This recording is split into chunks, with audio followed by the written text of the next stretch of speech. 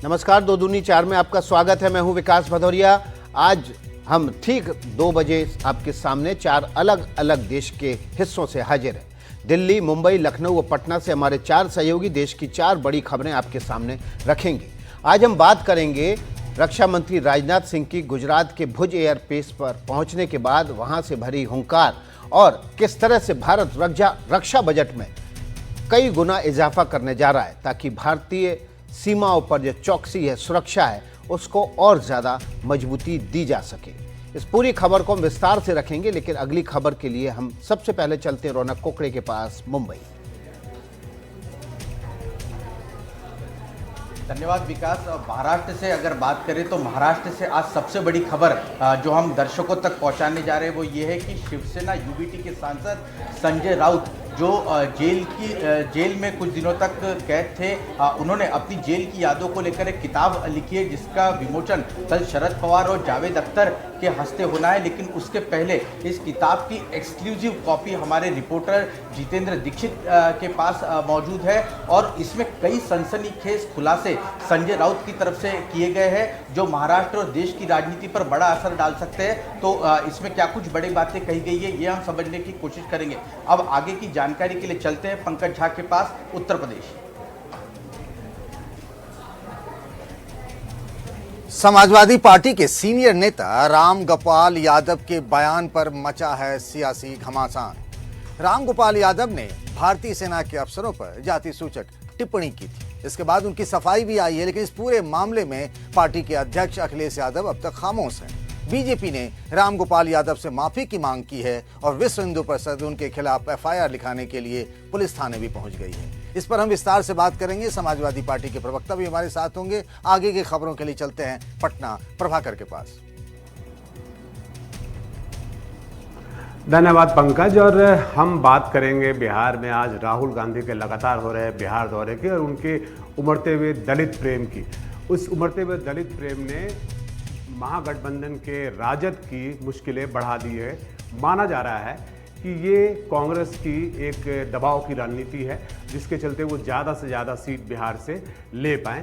तो इस पर हम विस्तार से चर्चा करेंगे, लेकिन पहले हम चलते हैं दिल्ली विकास के पास।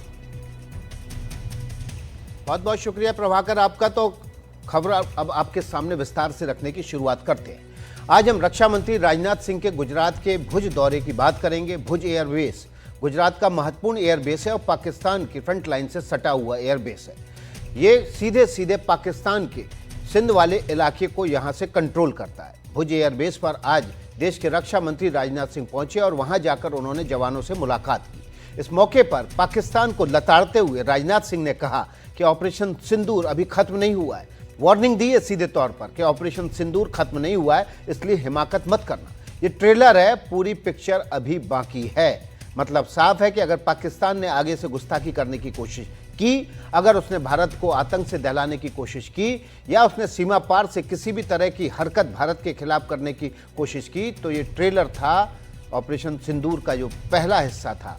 ऑपरेशन सिंदूर फिर से शुरू होगा और पिक्चर पूरी चालू हो जाएगी। नया भारत पलटकर जरूर जवाब देगा और अब हमारा भारत पहले जैसा भारत नहीं है जो दुश्मन के दिए गए घाव को दर्द के साथ सहता रहे। पीएम के नेतृत्व में अब नए भारत का जन्म हुआ है और ये भारत जो है वो पलटकर जवाब देगा, सहेगा नहीं। साथ ही साथ रक्षा मंत्री राजनाथ सिंह ने यह भी कहा कि ये श्रृंगार का सिंदूर नहीं है, ये शौर्य का सिंदूर है। बीते 4 दिनों की अगर हम बात करें तो बीते 4 दिनों में 3 अलग अलग एयरबेस पर देश का नेतृत्व पहुंचा है। बीते 4 दिनों में सबसे पहले प्रधानमंत्री नरेंद्र मोदी कहां पहुंचे? वो पहुंचे आदमपुर एयरबेस, जो कि पंजाब के जालंधर से है और पाकिस्तान की सीमा से करीब ही है। प्रधानमंत्री नरेंद्र मोदी और रक्षा मंत्री राजनाथ सिंह अलग अलग 3 जगहों पर जवानों के बीच पहुंचे।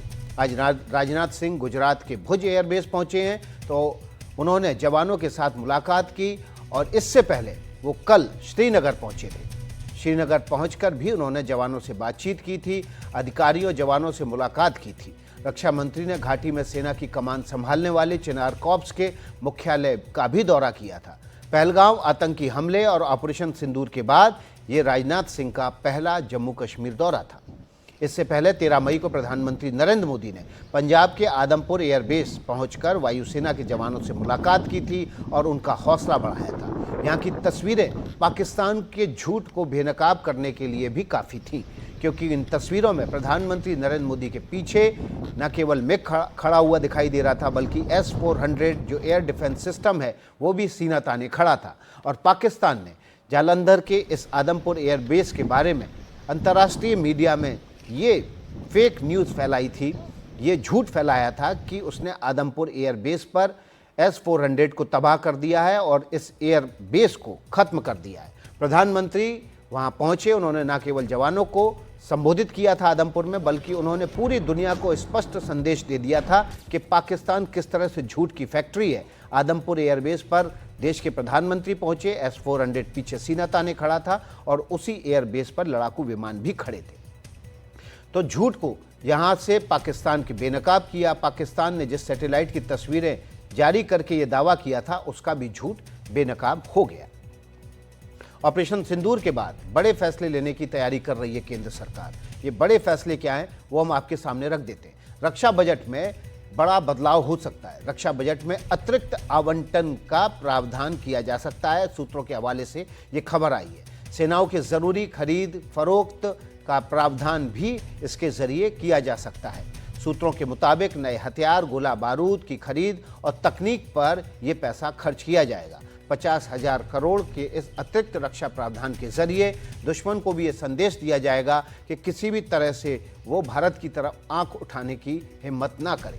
पूरक बजट के जरिए 50,000 करोड़ के अतिरिक्त प्रावधान का जो प्रस्ताव है उसमें अतिरिक्त आवंटन को इसी शीतकालीन सत्र में मंजूरी दी जा सकती है। तो सूत्रों के हवाले से जो जानकारी आई है उसने दुश्मन को और ज़्यादा चौकन्ना कर दिया है और डरा दिया है कि भारत से अगर भिड़ेगा तो भारत अतिरिक्त रक्षा बजट में प्रावधान करके वो अपनी सैन्य तैयारियों को और ज़्यादा मजबूत करेगा। इसलिए दुश्मन भारत की तरफ आंख उठाकर देखने की हिम्मत ना करे।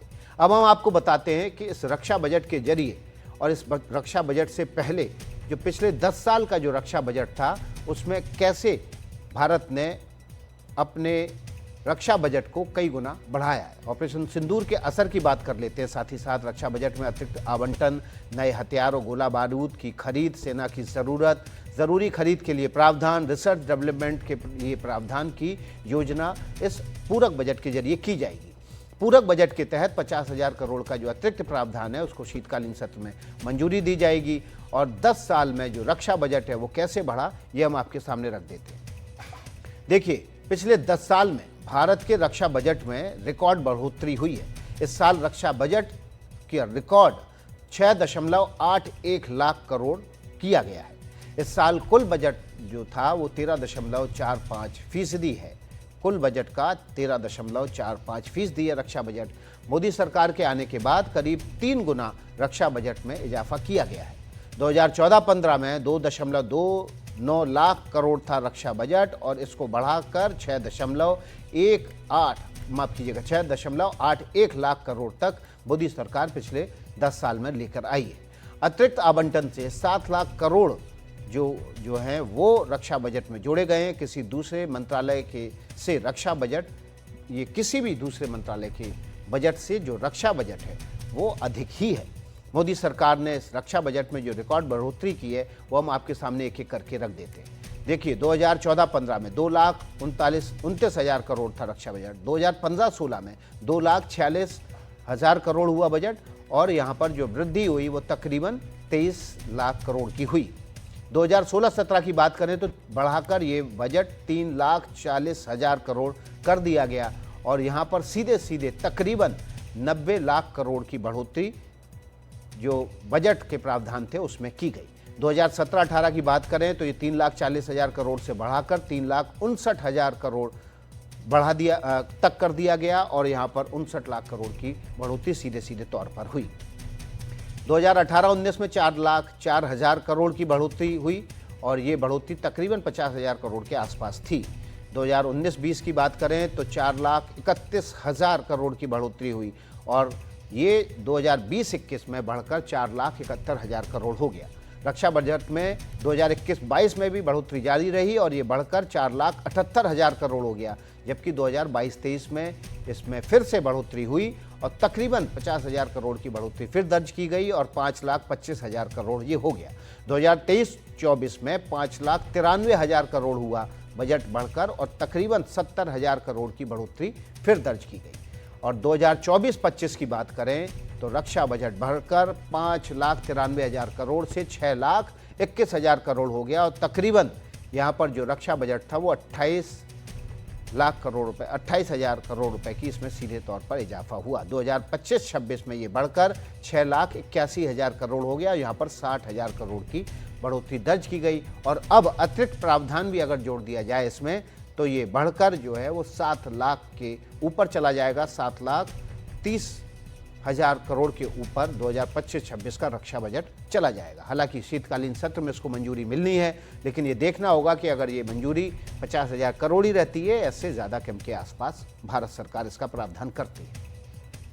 चलिए अब हम आपके सामने रक्षा मंत्री राजनाथ सिंह जो भुज के दौरे पर गए थे, उन्होंने क्या कुछ कहा वो आपके सामने रख देते हैं। ऑपरेशन सिंदूर में सचमुच आप लोगों ने करिश्माई काम किया है।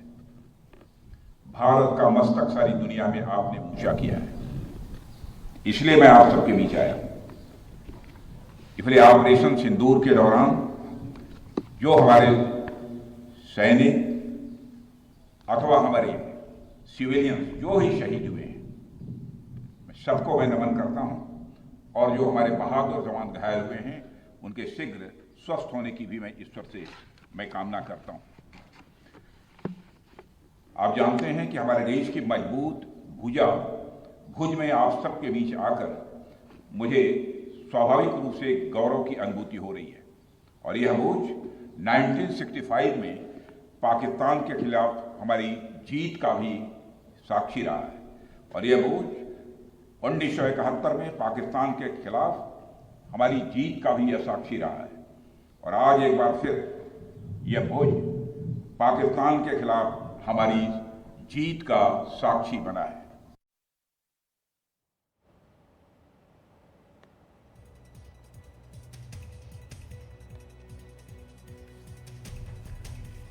तो चलिए हम अब रुख करते हैं, हमारे साथ जनरल ए के सिवाच हैं, रक्षा विशेषज्ञ हैं, उनका रुख कर लेते हैं। मेजर जनरल सिवाच, आपने देखा कि भारत ने जो रक्षा बजट है उसमें पिछले 10 साल में ज़बरदस्त इजाफा किया है, 2,29,000 करोड़ से बढ़कर और 6,81,000 करोड़ के आसपास पहुंच गया, लगभग 3 गुने का इजाफा है। और इसमें अगर ये अतिरिक्त प्रावधान भी जोड़ दी जाए तो 7 लाख करोड़ के ऊपर पहुंच जाएगा। ये जो रक्षा बजट में इजाफा है, इसने रक्षा तैयारियों को इतना मजबूत करने में मदद दी कि जब भारत और पाकिस्तान के बीच युद्ध जैसे हालात बने तो पाकिस्तान कहीं भी टिक नहीं पाया। हाँ बिल्कुल, देखो विकास कई बातें, एक तो सच्चाई है कि डिफेंस बजट बढ़ता गया है और अभी 6.81 लाख करोड़ था जो कि 4.5% टोटल बजट का था। और ये भी सच्चाई है हर साल बढ़ता रहा, 10 साल में काफ़ी कुछ बढ़ोतरी हुई है और काफ़ी सामान खरीदा गया, इसमें कोई शक नहीं। मगर हमें ये भी देखना पड़ेगा, हमें मॉडर्नाइजेशन की तरफ जाना है। आर्मी, एयरफोर्स, नेवी, इस 4 दिन के युद्ध ने हमको दिखा दिया है कि हमें बहुत आगे बढ़ना है और सच्चाई है हम इंडिजनाइजेशन की तरफ जा रहे हैं। जिस प्रकार से अब ज़्यादातर हथियार खुद बना रहे हैं तो ये पैसा जो है ये भारत में रहता है और भारत के अंदर ही इस्तेमाल होता है, तो ये डेवलपमेंट में भी काम आता है। सच्चाई है कि अभी हमारा जो बजट था 1.8% ऑफ जीडीपी, ये कम से कम 2.5% ऑफ जीडीपी होना चाहिए, क्योंकि ये वक्त का तकाजा है। हमें आधुनिक हथियार चाहिए, हमारे को दो तरफ से युद्ध होने की कभी भी आशंका है। मुझे पता है कि इस गवर्नमेंट बहुत ही ज़्यादा सक्रिय है, इसीलिए इन्होंने 50,000 करोड़ अतिरिक्त अभी देने का प्रावधान किया है, क्योंकि अभी हमें ये समझना है कि कल को, आज तो पाकिस्तान के साथ मुठभेड़ हुई है, कि कल को अगर दोनों के साथ इकट्ठी हो जाए तो हमारी काबिलियत और क्षमता बढ़नी चाहिए। मैं 4 चीज़ें और बताऊंगा विकास जो काबिल तारीफ है। हम आज से 12 साल पहले 78% अपना सामान बाहर से खरीदते थे, जिसके अंदर रूस था और बाकी देश थे। आज हम ओनली 24% खरीदते हैं, बाकी 70 से 75% सामान भारत बनाता है।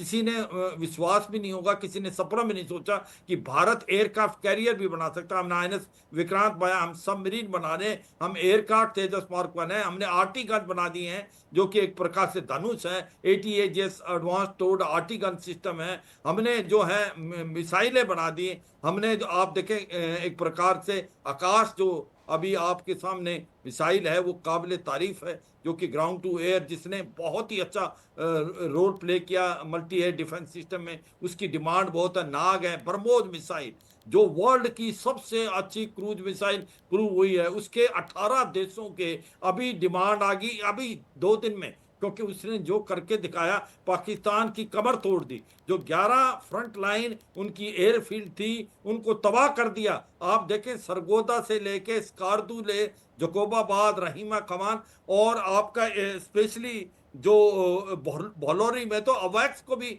डिस्ट्रॉय कर दिया। तो ये सच्चाई है, ऐसा कभी भी नहीं हुआ कि जब आपने पाकिस्तान के एयर पार की कमर तोड़ दी हो, 20% उसका इंफ्रास्ट्रक्चर कर दिया। बिल्कुल। तो मुझे लगता है ये जो सामान भारत खुद बना रहा है वो काबिल तारीफ है। हमें आगे बढ़ना है, पैसा और देना है मॉडर्नाइजेशन की तरफ। हमें एयर के लिए, जिसलिए हमें एयरक्राफ्ट और चाहिए, हमको एम का जो Bharat advance medium combat aircraft हमें लगेंगे 5 साल 10 साल। इसके बीच में हमें कहीं ना कहीं बाहर से एक 4.5 generation aircraft multi role fighter aircraft लेने पड़ेंगे। मगर मुझे लगता है एक बहुत अच्छी बात है कि एक तो भारत इंडिजिनस बना रहा है, खुद बना रहा है। अब make in India make for world, 25,000 crore का हमने पैसा कमाया है एक्सपोर्ट में, और हमने अगले 2029 तक इसको 50,000 करोड़ करना है। तो हम भारत में भी हथियार बनाएंगे अपने लिए, पूरे वर्ल्ड के लिए। और मुझे लगता है ये काबिल तारीफ है जो 4 दिन में हमने करके दिखा दिया पाकिस्तान के साथ, वो मुझे लगता है कि सबको फक्र की बात है। मैं कुछ कहूंगा, कुछ नशा तिरंगे की आन का है, कुछ नशा मातृभूमि की शान का है। हम लहराएंगे हर जगह ये तिरंगा, नशा ये हिंदुस्तान की शान का है।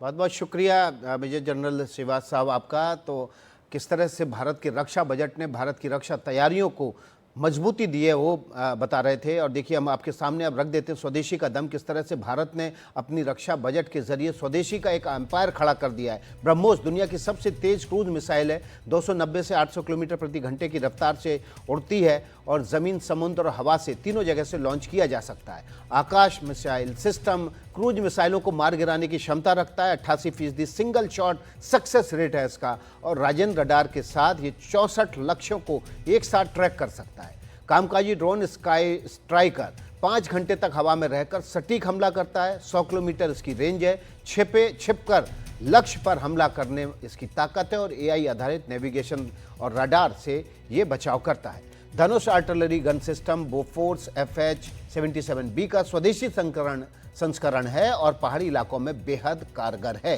GPS आधारित नेविगेशन, रात के युद्ध के लिए माहिर है, और advance towed artillery gun system ATAGS दुनिया की सबसे उन्नत तोपों में से एक है। उच्च फायर रेट है इसका, और जो 5 राउंड प्रति 30 सेकेंड में ये फायर करता है। ऑटोमेटिक लोडिंग, सभी मौसम में ऑपरेशन में सक्षम है। अर्जुन मुख्य युद्धक टैंक है, कंचन मॉड्यूलर कवच से लैस है और 120 mm की गन के साथ 7.8 किलोमीटर रेंज है इसकी, और थर्मल इमेजिंग ऑटो ट्रैकिंग के जरिए निशाना साधता है। स्पीड इसकी 55 किलोमीटर प्रति घंटा है। इसके अलावा तेजस को आप नहीं भूल सकते, तेजस लाइट कॉम्बैक्ट एयरक्राफ्ट है, हल्का मल्टी रोल फाइटर विमान है, और हवा से ज़मीन के मिशन के लिए ये बेहद कारगर है। 4000 किलो तक का गोला बारूद ले जाने की इसकी क्षमता है। तो ये हमने आपके सामने तमाम जो स्वदेशी का दम था वो रखा। Dhruv advance light helicopter multi role combat के लिए सभी सेनाओं के हिसाब से इसको डिजाइन किया गया है। एंटी टैंक मिसाइल, रॉकेट और 20 mm की गन से लैस है, और राहत बचाव में भी ये माहिर है। तो इस तरह से भारत ने अपने रक्षा बजट में बढ़ोतरी करके मेक इन इंडिया के जरिए इसके न केवल विदेशी पूंजी बचाई बल्कि एक्सपोर्ट से भी पैसा बनाया, और रक्षा तैयारियों को भी मजबूत करता चला गया। और उसका नतीजा ये हुआ कि भारत आज दुनिया के सामने, भारत का जो एयर डिफेंस सिस्टम है उस पर तमाम जो एक्सपर्ट हैं वो ये कमेंट दे रहे हैं कि इंडिया इज़ द जो only south Asia king of the air defence system. चलिए इस खबर को हम विस्तार से आपके सामने रखा। अगली खबर के विस्तार के लिए हम चलते हैं रौनक कोकड़े के पास मुंबई। शुक्रिया विकास। अगर देखें महाराष्ट्र की अगर सबसे बड़ी खबर की बात की जाए तो आज सबसे ज़्यादा चर्चा हो रही है शिवसेना यूबीटी पार्टी के सांसद संजय राउत की उस किताब की जो उन्होंने अपनी जेल की यात्रा को लेकर लिखी है। इस किताब का अगर शीर्षक की बात की जाए तो नर्क का स्वर्ग इस किताब का शीर्षक है। और मुख्य तौर पर आपको बता दूं कि जुलाई 2022 में प्रवर्तन निर्देशालय ने पत्राचाल घोटाले मामले में संजय राउत को गिरफ्तार कर लिया था, जिसके बाद महाराष्ट्र में जमकर इसको लेकर राजनीति भी देखने को मिली। और अब इस पूरे जिस दौरान उन्होंने जो कार्यकाल उन्होंने जेल में गुजारा उसको लेकर उन्होंने किताब लिखी है, जिसका विमोचन कल शरद पवार और जावेद अख्तर के हस्ते होने जा रहा है। लेकिन उसके पहले एक किताब की प्रत हमारे संवाददाता वरिष्ठ संवाददाता जितेंद्र दीक्षित के पास पहुंच गई है। और इस किताब को अगर देखें तो कई बड़े बड़े खुलासे इस किताब में किए गए हैं। और मुख्य तौर पर अगर देखें तो इस किताब में क्या कुछ लिखा गया है, क्या कुछ इस किताब का उद्देश्य है, ये समझते हमारे वरिष्ठ संवाददाता जितेंद्र दीक्षित से। सर, ये आपसे जानना चाहेंगे कि मुख्य तौर पर ये जो किताब संजय राउत ने लिखी है इसके पीछे क्या क्या कारण है, क्या ये किताब संदेश देती नजर आ रही है? जी रौनक, देखिए ये किताब मराठी में लिखी गई है और इसका शीर्षक मराठी में है नरकातला स्वर्ग, यानी कि नर्क का स्वर्ग। और कल रात को ही ये किताब मेरे हाथ में आई है और मैं अब तक इसको आधे से ज़्यादा पढ़ चुका हूँ। मैंने कुछ नोट्स वगैरह भी बनाए हैं और मोटे तौर पर मुझे 3 मुख्य बातें जो है इस किताब से निकलती नज़र आती हैं। जो सबसे पहली बात है वो ये है कि इस किताब के ज़रिए संजय राउत ये कहना चाहते हैं कि किस तरह से बीजेपी ने केंद्रीय जांच एजेंसियों का इस्तेमाल, ईडी, सीबीआई, इनकम टैक्स वगैरह का इस्तेमाल अपने सियासी दुश्मनों को ख़त्म करने के लिए किया। तो ये एक बड़ी बात इस किताब के जरिए संजय राउत ने तमाम एग्जाम्पल्स को दिखाते हुए कही है, जिसमें उन्होंने अपना भी एग्जाम्पल दिया है कि किस तरह से पत्राचाल मामले में जो है उनको फंसाया गया है, ऐसा उनका कहना है। ये पहली बात। दूसरी बात, इस किताब में उन्होंने जेल के अपने संस्मरण लिखे हैं कि जेल में उनका रहन सहन कैसा था, उनकी दिनचर्या कैसी थी, किस तरह की दिक्कतों का उनको सामना करना पड़ा। और जेल में जो बाकी के सियासी कैदी थे या दूसरे कैदी थे जैसे अफ्रीकन कैदी और बाकी जो दूसरे आरोपी वहाँ पर लाए गए थे अंडर ट्रायल्स, उनके साथ में उनका इंटरेक्शन कैसा था। कैसे संजय राउत का कहना है कि जिस वार्ड में आतंकी अजमल कसाब को रखा गया था वहीं पर संजय राउत को भी रखा गया था, तो उस बारे में उन्होंने विस्तार से कहा है। और तीसरा और सबसे अहम जो हिस्सा है, सबसे ज़्यादा स्याही उन्होंने बहाई है इस किताब में, वो ये बताने के लिए कि किस तरह से प्रधानमंत्री नरेंद्र मोदी और गृह मंत्री अमित शाह जो है वो एहसान फरामोश रहे हैं। और उनकी एहसान फरामोशी शिवसेना के दिवंगत प्रमुख बाला साहेब ठाकरे और एनसीपी एसपी के प्रमुख शरद पवार को लेकर है। तो तमाम कुछ किस्से कहानियां उन्होंने इस किताब में लिखे हैं, जिसके जरिए उन्होंने बताने की कोशिश की है कि कैसे ये दोनों बड़े नेता एहसान फरामोश रहे हैं। यही सर एक प्रमुख सवाल है अगर इस किताब की जिस हिसाब से महाराष्ट्र में चर्चा हो रही है, जो प्रमुख यहाँ पर बातें निकलकर सामने आ रही है वो यही कि ऐसा क्या उन्होंने लिखा है जिसमें उन्होंने ये दावा किया है कि जिस वक्त गोधरा कांड हुआ था उस वक्त तत्कालीन जो गुजरात के मुख्यमंत्री थे नरेंद्र मोदी, उन्हें यूपीए सरकार गिरफ्तार करना चाहती थी लेकिन शरद पवार ने इंटरवीन किया। तो क्या वो किस्सा है और क्या संजय राउत का दावा है इसमें? जी देखिए, इस किताब के पन्ना नंबर 80 पर इस घटना का जिक्र है और इसमें संजय राउत ये लिखते हैं कि जब गोधरा कांड हो गया और गोधरा कांड के बाद में जिस तरह से गुजरात में दंगे फैले और बड़े पैमाने पर गुजरात में नरसंहार हुआ, तो उसके बाद सीबीआई और दूसरी एजेंसियां जो है इन तमाम घटनाओं की जांच कर रही थी और उसके तहत कई गुजरात पुलिस के कई बड़े अफसरों की गिरफ्तारियां भी हुई थी। और संजय राउत का ये कहना है कि इन जांच की आंच जो है वो नरेंद्र मोदी तक पहुंच गई थी और जो कि उस वक्त गुजरात के मुख्यमंत्री थे और उनकी भी गिरफ्तारी होने वाली थी। लेकिन होता यह है कि तब जब केंद्र में यूपीए की सरकार थी जिसमें कि शरद पवार कैबिनेट मंत्री थे, तो उन्होंने एक बार कैबिनेट मीटिंग के दौरान इस पूरे मुद्दे को लेकर अपनी बात रखी और उन्होंने कहा कि भले ही नरेंद्र मोदी के साथ हमारे राजनीतिक मतभेद हैं, लेकिन वो एक चुने गए, जनता की ओर से लोकतांत्रिक तरीके से चुने गए मुख्यमंत्री हैं। ऐसे में एक मुख्यमंत्री को गिरफ्तार करके जेल में डाल देना ये ठीक बात नहीं होगी। तो राउत का ये कहना है कि इसके बाद में कैबिनेट के बाकी मंत्रियों ने भी अपना मूक समर्थन दिया शरद पवार को और इसके बाद नरेंद्र मोदी की गिरफ्तारी टल गई। तो ये बताना चाहते हैं संजय राउत की किस तरह से शरद पवार ने एक एहसान किया था नरेंद्र मोदी के ऊपर, उनको गिरफ्तारी से बचाकर, लेकिन वही नरेंद्र मोदी की पार्टी महाराष्ट्र में शरद पवार की पार्टी को दो फाड़ कर देती है। नहीं, लेकिन एक और इसमें किस्सा शरद पवार से जुड़ा हुआ है, वो अमित शाह को लेकर। इसमें यह भी दावा किया गया है कि अमित शाह को बचाने के लिए भी शरद पवार ने, जिस वक्त अमित शाह गुजरात के गृह राज्य मंत्री थे, होम डिपार्टमेंट के, उस वक्त भी मुख्य तौर पर उन पर जिस तरह के आरोप हुए, तब भी शरद पवार ने उन्हें बचाने की कोशिश की। जी हाँ, बिल्कुल।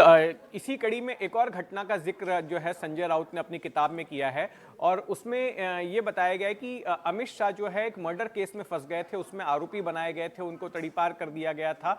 और ऐसे मामले में जो सीबीआई जांच कर रही थी, तो सीबीआई की जांच में एक महाराष्ट्र कैडर का अधिकारी था सीबीआई के पास, जो कि अमित शाह की बेल का, उनकी जमानत का विरोध कर रहा था। तो ऐसे में एक दिन नरेंद्र मोदी ने शरद पवार से संपर्क किया और कहा कि आप इसमें मदद कर सकते हैं और अमित शाह को राहत दिलवाने के लिए। तो नरेंद्र मोदी के अनुरोध पर शरद पवार ने उस सीबीआई के अधिकारी से बात की, जिसके बाद में अमित शाह को जमानत मिल गई और अमित शाह को उस पूरे मामले में राहत मिली, ऐसा संजय राउत का कहना है। सर शुक्रिया। अगर इस किताब में देखें तो कई बड़े बड़े सनसनीखेज खुलासे जो है वो आपको पढ़ने मिल जाएंगे। कल इसका आधिकारिक तौर पर शरद पवार, जिनके लेकर भी इस किताब में कई तरह के दावे किए गए, इसका जवाब तो अब शरद पवार को ही देना होगा कि वाकई में जो संजय राउत के दावे वो सही है या गलत है। कल उनके हाथों ही संजय राउत की इस किताब का विमोचन होना है, जिसमें जावेद अख्तर भी मौजूद रहेंगे, उद्धव ठाकरे भी मौजूद रहेंगे, और मुख्य तौर पर इससे जुड़ी हुई और क्या खुलासे या और क्या जानकारियाँ महाराष्ट्र की राजनीति से निकल कर आती है, वो भी अपडेट हम आपको आप तक देते रहेंगे। लेकिन अब चलते हैं पंकज झा के पास, जो कि उत्तर प्रदेश में मौजूद है, और वहां की क्या खबर है ये बताएंगे। एक बड़ी पुरानी कहावत है, पर उपदेश कुशल बहु तेरे। कुछ यही बात समाजवादी पार्टी के नेता, सीनियर नेता कह लें, राम गोपाल यादव पर फिट बैठ रहा है। कल जब राम गोपाल यादव का मुरादाबाद से वो एक विवादित बयान आया, जिसमें उन्होंने भारतीय सेना के 2 अफसरों के बारे में जाति सूचक टिप्पणी की, ये कहकर कि अगर बीजेपी के लोगों की इनकी जाति के बारे में पता होता कि ये नहीं है, तो फिर इनके बारे में वो टिप्पणी नहीं करते। टिप्पणी करते मतलब एक बात है। उसी समय अखिलेश यादव अमेठी में थे और वो बीजेपी को घेर रहे थे सोफिया कुरैशी पर मध्य प्रदेश के मंत्री विजय शाह ने जो बयान दिया था। पहले इन दोनों नेताओं के बयान को सुन लीजिए, फिर आगे इस पर चर्चा करते हैं कि आखिर अखिलेश यादव ने क्या कहा और राम गोपाल यादव का वो विवादित बयान क्या है, जिस बयान पर वो आज भी अड़े हुए हैं। मैं आपको बता दूं कि दिव्या सिंह,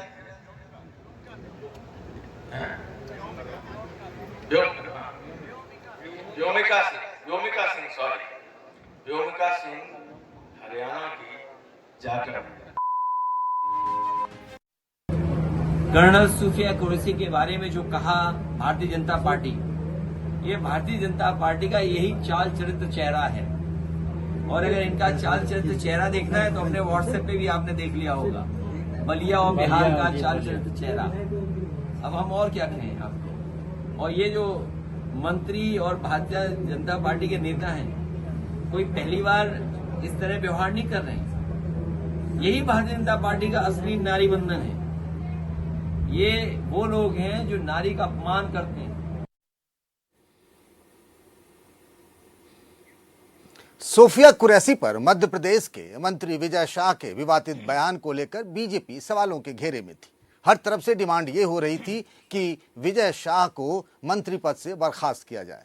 लेकिन इसी बीच खुद सेल्फ गोल कर दिया राम गोपाल यादव ने, जिस बात को लेकर विपक्ष हमलावर हो रहा था बीजेपी पर। सबसे विडंबना देखिए राजनीति की कि राम गोपाल यादव कह रहे हैं कि उन्होंने जो भी कहा कुछ गलत नहीं कहा, उल्टे तो उन्होंने यूपी के मुख्यमंत्री योगी आदित्यनाथ पर आरोप मढ़ दिया कि उन्होंने उनके बयान को पूरा सुना ही नहीं। राम गोपाल यादव को समाजवादी पार्टी में प्रोफेसर साहब कहा जाता है, यानी पढ़े लिखे समझदार व्यक्ति के तौर पर। बीजेपी को तो जैसे बैठे बिठाए मुद्दा ही मिल गया, क्योंकि विजय शाह को लेकर के बीजेपी डिफेंसिव मूड में थी। इसीलिए ताबड़तोड़ दिल्ली से लेकर लखनऊ तक बीजेपी नेताओं के बयान आने लगे। मुख्यमंत्री Yogi Adityanath, deputy CM Brajesh Pathak, deputy CM Keshav Prasad Maurya, Delhi से बीजेपी प्रवक्ताओं के बयान भी आने लगी। अब कुछ देर पहले यूपी के डिप्टी सीएम ब्रजेश पाठक कहते हैं कि रामगोपाल यादव ने जो कहा सो कहा, लेकिन पार्टी के जो बॉस हैं यानी अखिलेश यादव, आखिर उनके मुंह पर क्यों ताला लगा है, आखिर कैसे सेल्फ गोल हो गया। बात करते हैं समाजवादी पार्टी के प्रवक्ता फखरुल हसन चांद जी से। फखरुल भाई, अभी आज खबर आई, आपने भी देखा होगा, लखनऊ में समाजवादी पार्टी के बाहर पोस्टर लगे हुए हैं और माफ़ी की मांग की जा रही है कि सोफिया कुरैशी पर बीजेपी के नेता ने जो कहा। भाई, आपके नेता ने भी तो वही कहा। हम और आप जब बात कर रहे हैं तो मध्य प्रदेश के डिप्टी सीएम जो जगदीश देवड़ा हैं, उनका बयान सामने आया है। जिस तरह का शर्मनाक बयान मध्य प्रदेश के डिप्टी सीएम का आया है, जो सेना के शौर्य को अपमानित कर रहे हैं, जिस तरीके के शब्दों का इस्तेमाल उनके द्वारा किया गया। सवाल रामगोपाल यादव को मैं पूछा, अपने पे आ जा रहा हूं। समाजवादी पार्टी के बाहर अभी भी थोड़ी देर पहले पोस्टर होर्डिंग लग गए। ये भी पोस्टर लग जाएगा कि मध्य प्रदेश के डिप्टी सीएम माफी कब मांगेंगे, उनको कब बर्खास्त किया जाएगा, ये भी पोस्टर लग जाएगा। मैंने अपने बात की शुरुआत की थी कि पर उपदेश कुशल बहुत तेरे, हम पे आता है तो फिर मैं ठीक हूं, दूसरे ने कर दिया तो दूसरे की गलती दिखती है। मैं तो कहता हूं कि आदरणीय प्रोफेसर रामगोपाल यादव जी वो सारी बात गिना रहे थे कि किस तरीके से सेना का अपमान भारतीय जनता पार्टी के लोग, और जाति सूचक टिप्पणी सही था।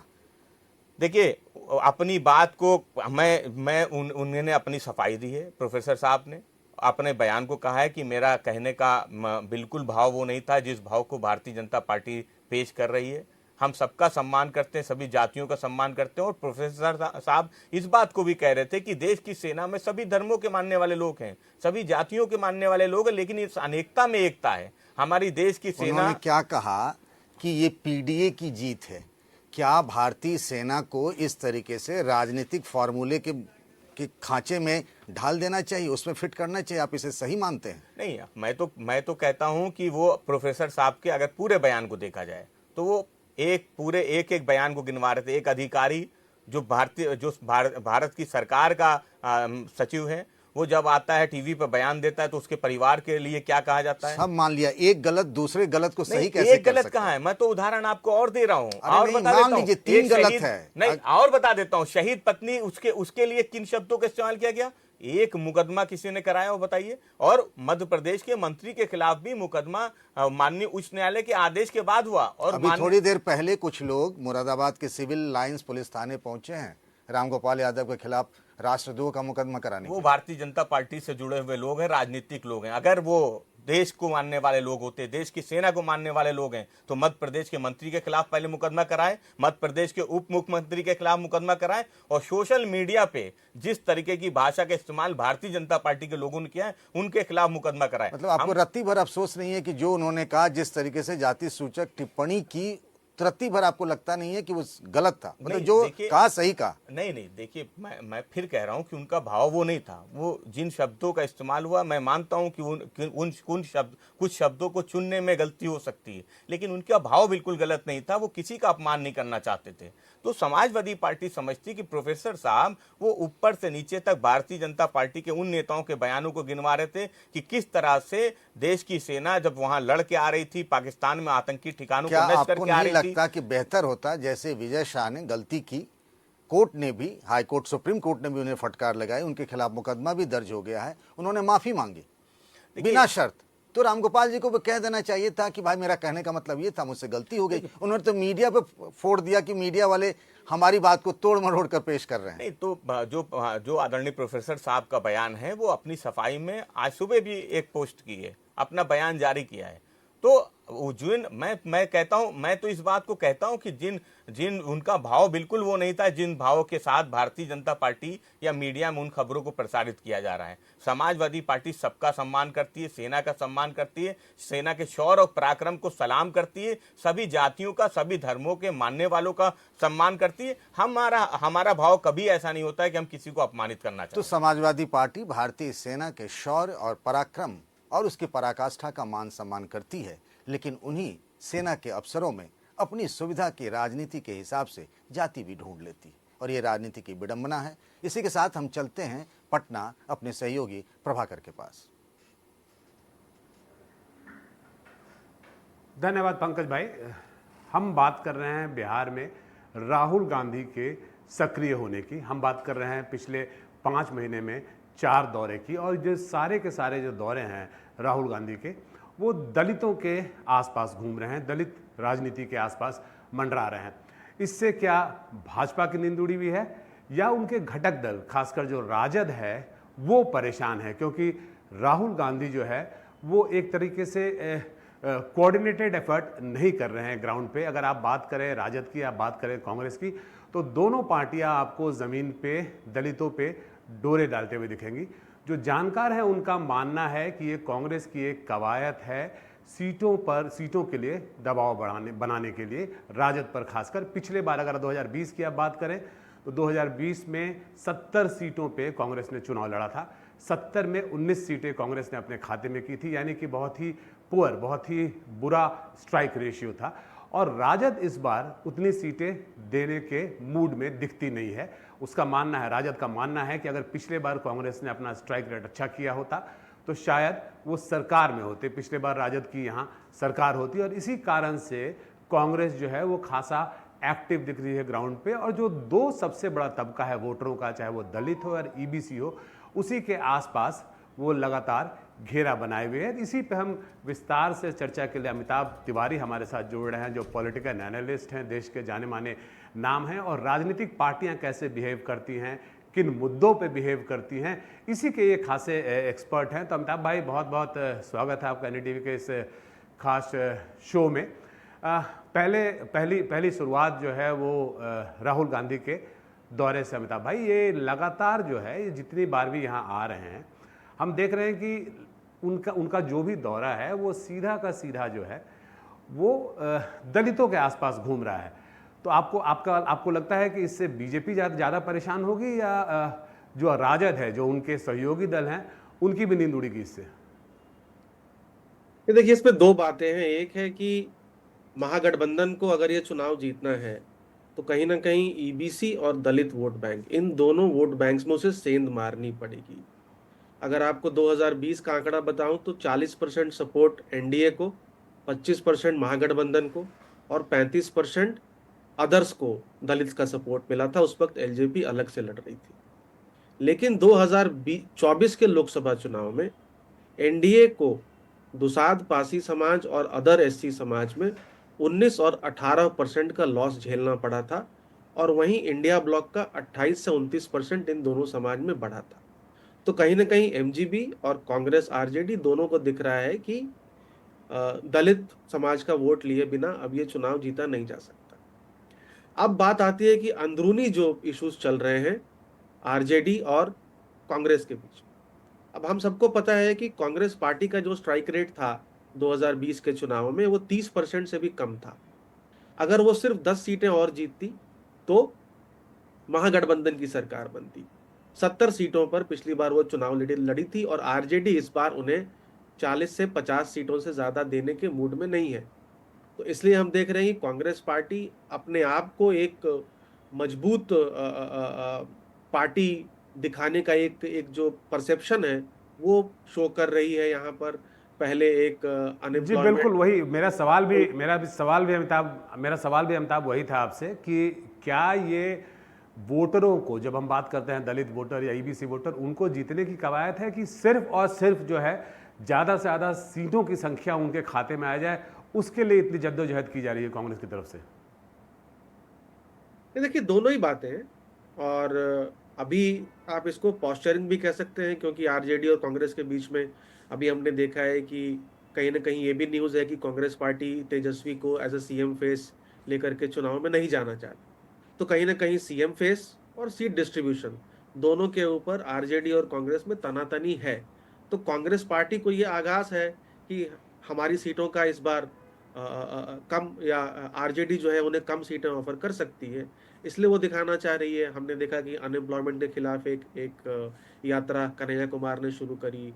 अब ये दलित समाज को के लिए राहुल गांधी 4-5 बार वहां जा चुके हैं। तो पार्टी अपने आप को मजबूत दिखाना चाह रही है ताकि हम कमजोर नहीं हैं, और 70 सीटें जो वो पिछली बार लड़ी थी उससे कम पे वो ना माने और इस अलायंस में, क्योंकि वीआईपी भी आ रही है और वीआईपी हो सकता है कि सीटें ले ले।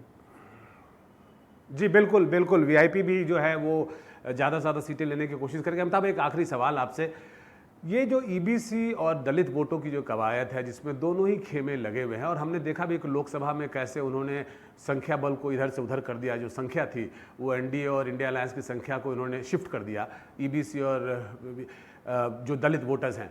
आपको लगता है कि जो दोनों खेमे इनके पीछे भी लगे हुए हैं तो ये कहीं ना कहीं काउंटर प्रोडक्टिव भी होता है? जो आपके जो कमिटेड वोटर्स हैं या जो कमिटेड तबका है उसे लगता है कि अब उसकी पूछ नहीं है तो ये काउंटर प्रोडक्टिव भी हो जाता है, लोग नाराज भी होते हैं इससे, और ये एक तरह से बैकफायर भी कर जाता है कहीं ना कहीं?